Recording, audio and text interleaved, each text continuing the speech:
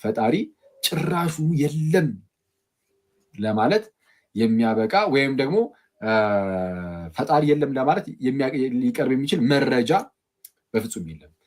ምናልባት ሊያቀርቡ የሚችሉት እንደው እንግዲህ እስካሁን እስካየነው ድረስ ማለት ነው ከጥንትም ጀምሮ የመጣ አንድ ተለቅ ያለ ጥያቄ አለ ማለት የስሜታዊነትም ጉዳይ የሆነ የታከለበት ማለት ነው። ምንድነው እሱም እንደው እግዚአብሔር ሁሉን ቻይ ነው ትላላችሁ፣ ሁሉን አዋቂ ነው ትላላችሁ፣ ደግሞ ሁሉን ወዳጅ ሁሉን አፍቃሪ መልካም ነው ትላላችሁ። ሶስቱንም ያሟላል እግዚአብሔር። ፈጣሪ ሁሉን አዋቂ ከሆነ ሁሉን ወዳጅ ከሆነ ወይም መልካም ከሆነ ማለት ነው መልካም ከሆነ እግዚአብሔር ወይም ክፋትን የሚጠላ ማለት ነው ከሆነ ከዛ ደግሞ ሁሉን ቻይ ከሆነ እነዚህ ሶስቱን ካሟላ ለምን ክፋት ታዲያ ምድር ላይ እናያለን? ክፋትን ለምን እናያለን ይላሉ። በአጭሩ ምን መሰላችሁ ጥያቄው? ለምሳሌ ምድር ላይ ክፋት አለ የለም ማለት ክፋቶች ይታያሉ በአንድም በሌላም ምክንያት የተለያዩ ክፋቶች ማለት ለምሳሌ የህፃናት መገደል፣ የህፃናት መደፈር፣ የተለያዩ ምስኪኖች መገደል፣ የትኛውም ሰው መገደል ምናምን እና የመሳሰሉት እንዲህ ያሉ የተለያዩ ሰፈሪንግ ምናምን በህመም መሰቃየት ሊሆን ይችላል፣ በጦርነት ውስጥ ማለፍ ሊሆን ይችላል። እንደዚህና መሰል የሆኑ ነገሮችን ያነሱና እንዲህ ያሉ ነገሮች ክፋቶች ናቸው። አሁን እነዚህ ነገሮች እግዚአብሔር ያውቃል አያውቅም? በቃ ሁሉን አዋቂ ነው ስለምትሉ ያውቃል። ሁሉን አዋቂ ነው ስለሚባል ማለት ነው። እሺ ዘን ክፋትን ደግሞ አይፈልግም ብላችኋል። መልካም ነው፣ ኦል ጉድ ነው እግዚአብሔር። መልካም ከሆነ እሺ፣ ስለዛ ክፋትን አይፈልግም፣ ሊያጠፋው ይገባዋል። ሁሉን ቻይ ነው ስለምትሉ ደግሞ ማጥፋት ይችላል። ማጥፋት የሚችል ከሆነ ማጥፋት አለበት። ግን ይኸው ክፋቶች አሉ፣ ክፋቶች ስላሉ በቃ ፈጣሪ የለም ማለት ነው ብሎ የመደምደም ነገር ይህን ነው ብዙ ጊዜ ሊያቀርቡ የሚችሉት። ይሄ ሰዎችን ስሜታዊም ስለሚያደርግ በተለይ እንደዚህ አይነት ነገር የሚደርስባቸው ሰዎች በጣም በቀላሉ የሚጠቁበት በሽታ ነው ይሄኛው በሽታ ማለት ነው። እና አክቹዋሊ ይህንን በጣም በአጭሩ ለመመለስ ማለት ነው በአጭሩ ለመመለስ በደንብ አድርጋችሁ ጆሯችሁን ስጡኝ። እዚህ ጋር ጆሯችሁን በጣም ያፈልጓሉ። እዚህ ጋር ፈጣሪ የለም ብለው ደምደሞ አይደል የተነሱት ላለመኖሩ ብለው አሁን የተናገሩትን የሚናገሩት በቃ እነዚህ ሶስቱን ያስቀምጡና ማለት ነው። ከነዚህ ከሶስት ውስጥ ለምሳሌ ከፈጣሪ ላይ እና በቃ ፈጣሪ ተብሎ ለሚታሰበው አካል ማለት ነው አንዱን ለምሳሌ ብትቀንሱ አንዱን ማለት ነው ከነዚህ ከሶስቱ አትሪቢዩቶች ወይም መገለጫዎች አንዱን ብትቀንሱ ሁለቱን አሟልቶ ግን ፈጣሪ መኖር ይችላል። ምን እያልኩኝ ነው? ለምሳሌ ሁሉን አዋቂ ነው፣ ሁሉን ቻይ ነው፣ ምንድነው ሁሉን አዋቂ ነው፣ መልካም ነው፣ ፕላስ ደግሞ ሁሉን ቻይ ነው የሚል አለ አይደል? ኦኬ ለምሳሌ ክፋት ይፈጠራል ግን ፈጣሪ አለ ብለናል። እና ያ ፈጣሪ ግን ክፋት ሲፈጠር በቃ እንዲፈጠር ፈለገ ማለት ክፋቶች ሲፈጠር ክፋትን ማስወገድ ያን ያህል የማይፈልግ ወይ ወደ ዲስቶቹ ልመልሳቸው አንዴ በጣም ይቀርታል። ዲዝም ላይ ፈጥሮ ከዛ በኋላ ዞራ ላይ የሚሉት ነገር አለ። ለምሳሌ የእነሱን ፈጣሪ እናምጣውና እዚህ ጋር ኤቲስቶችን በእነሱ መምታት ይቻላል። ባጭሩ ዲስቶች አንድ ጊዜ ፈጠረና ፈጣሪ ፍጥረትን ዞራ ላይ አይደል የሚሉት? እሺ ዞር አለ። ከዛ በኋላ በቃ ይሄው እኛ እንደፈለግን እየሆንን ነው። ግን ፈጣሪው ፈጥሮም ዞር ብሎ ነው ፈጣሪ አለ ቢባል ምን ይላሉ ታዲያ? ምንም በቃ አለቀ። ስለዚህ አሁን የዲዝም አምላክ የምርም አለ ሊሉ ነው ማለት ነው። ስለዚህ ይሄ ለምንድን ያነሳውላችሁ? ኤቲስቶቹ የሚያነሱት እነዚህ ሶስቱን ነገሮች አንስተው ምናምን እንደዛ የሚለው ለእነሱ ፈጣሪ የለም ለሚለው ክሌማቸው ወይም ደግሞ ሀሳባቸው ማስረጃ መሆን አይችልም። ለምሳሌ የዲስቶቹ አምላክ እነዚህ ሶስቱ አያስፈልጉትም። ዴስቶች ያልኳችሁ ቅድም የዲዝም እምነት አራማጆች ማለት ነው። ፈጣሪ ልክ የሰዓቱን የሰጠኋችሁ ማለት የሰዓቱ ምሳሌ ፈጣሪ ፍጥረትን ፈጠረና ከዛ ዞር አለ አይደል ያሉት። ስለዛ ፍጥረቱ ላይ የሚፈጠሩ ነገሮች ሁሉ የሱ ጉዳይ አይደሉም፣ ምንም ኢንተርቬን አያደርግም፣ ጣልቃ አይገባም ነው የሚሉት። አሁን ይሄ ትክክል ነው እያልኳቸው አይደለም። እንዴት እንደምንመልሰው ከኛ አንጻር እነግራቸዋለሁ። ግን አሁን ለምሳሌ በአጭሩ በዚህ በዲዝም ፍልስፍና በእነሱ እምነት በእነሱ እንበለውና አስተምህሮ እንሂድ ካልን ኤቲስቶች ያመጡት ነገር ውድቅ ይሆናል። በቃ ይሄ እነዚህ ነገሮች ሶስቱ አትሪቢዩቶች ባይኖሩት ራሱ ፈጣሪ ስቲል መኖር ይችላል። ያው የዲስቶች አምላክ እንደዛ ስለሆነ ስለዛ ኤቲስቶች ስህተት ናቸው ማለት ነው። ወይም ደግሞ ፈጣሪ የለም ለማለት ይህንን ማቅረብ ጭራሽ አይጠበቅባቸውም። ስለዛ ምንም አይነት ማስረጃ የላቸውም ፈጣሪ የለም ለማለት። ግን የኛ አምላክ ግን ትክክል ነው። እነሱ እንዳሉት ሁሉን አዋቂ ነው፣ ሁሉን ቻይ ነው፣ ሁሉን ወዳጅ መልካም ነው።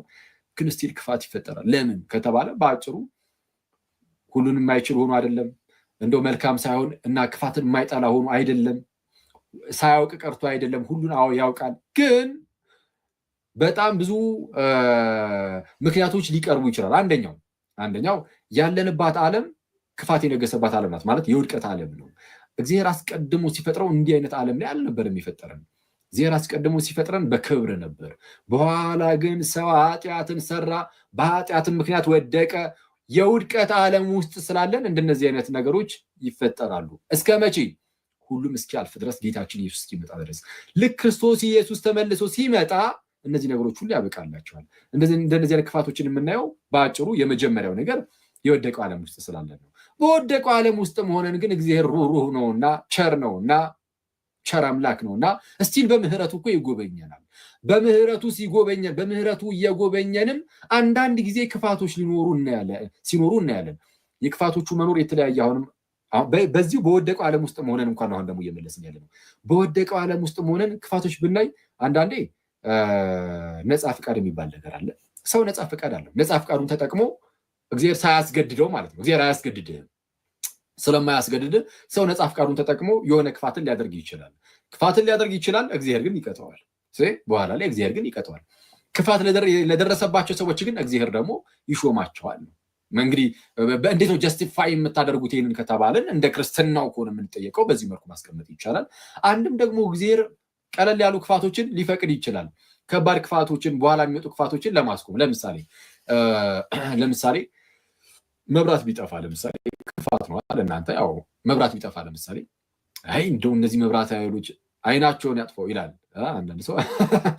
ኦኬ እሺ መብራት መጥፋት ለኛ ክፋት ሊሆን ይችላል ማለት የማንፈልገው ነገር ስለሆነ፣ ግን መብራቱን ያጠፉት ምናልባትም መብራቱን ባያጠፉት ኖሮ ማለት ነው የሆነ የኤሌክትሪክ ነገር ምናምን ተቀጣጥሎ ሙሉ ሰፈሩን የሚያጠፋው ቢሆን የሚያነደው ቢሆን እንዳያነደው መብራት እንዲጨልም እንዲጠፋ መብራት ኃይሎች ይፈቅዳሉ ማለት ነው አይደል?